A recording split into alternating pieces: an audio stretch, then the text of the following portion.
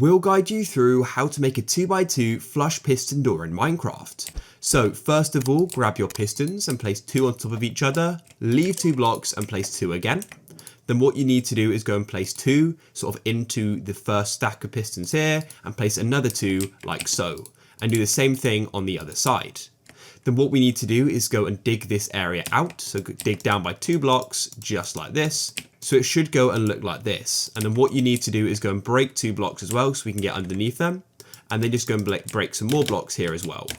Now what you want to do is then go and place your lever here.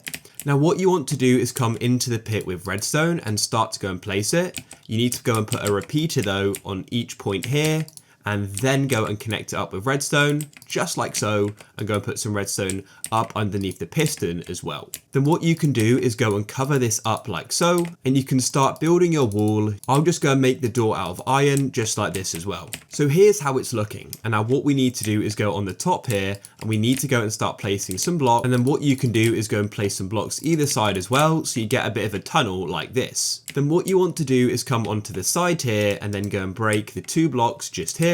And then what you need to do is go and place a block here so we can get the redstone on top.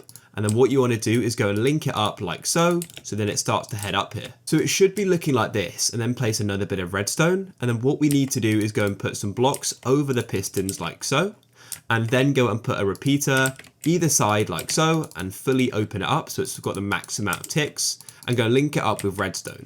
And then what you need to do is go either side as well, come down here, place some more blocks, and then go and put some more redstone so it all links up. So it looks like this, and you can do the same thing on the other side as well.